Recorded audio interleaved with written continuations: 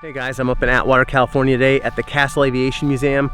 Earlier today, I was down in Visalia, California, which is about 2 hours south, where I interviewed Steve Dwelle, who was the pilot of this aircraft behind me in 1971 and 1972.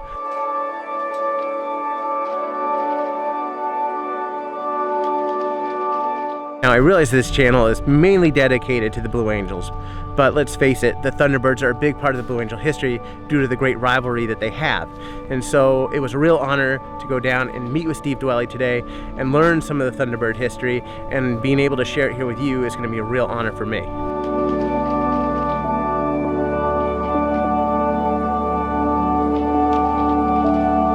Thank you for having me down. It's a pleasure. It's such an honor to meet you.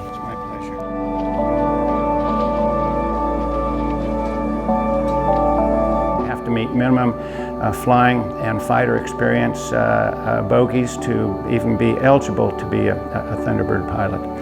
And I met those requirements and applied, and it was the most briefest application you ever saw in your life because of the facilities that I had to produce. A decent application in the war zone were somewhat limited, but I was very fortunate to be accepted at that point.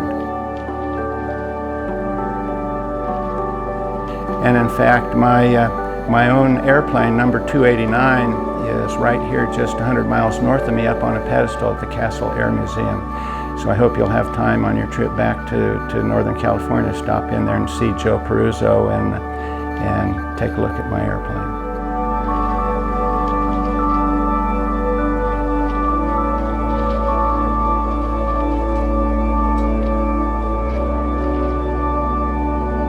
Alright, so Steve Dwelle's plane is right behind me here, and I really learned an interesting fact today, in that when the Blue Angels and the Thunderbirds were both in the Phantoms at the same time, the Blue Angels flew with 2 solos, the Thunderbirds actually only had 1 solo, and so Steve Dwelle in 1971 and 1972 was the sole solo pilot for the Thunderbirds. My job was made very, very much easier being a single solo because I didn't have to worry about my timing involving the other solo airplane, and it was just a heck of a lot of fun. If I had it to do all over again and choose which number I could fly, I would be right there at number 5 again.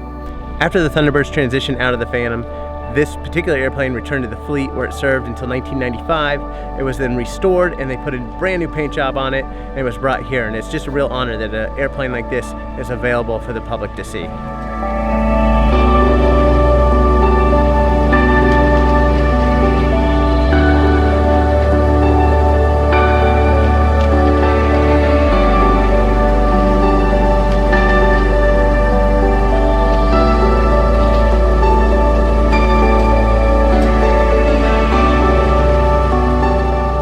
Now, your best bet of seeing a Blue Angel in Phantom colors is at Burke Lakefront Airport in Cleveland, Ohio. Unfortunately, that Phantom didn't actually serve with the Blue Angel fleet. It's pretty cool because it's a monument to Harley Hall, the leader from 1970 and 1971 who was lost over Vietnam in 1973. It is the only Blue Angel Phantom that you will see in Blue Angel colors in the United States. If you're in the Cleveland area, definitely go to Burke Lakefront Airport and check out that Phantom. The museum has about an hour left before it closes. There's 39 other aircraft here that I want to check out. I'm going to do my best to share it with you before I leave.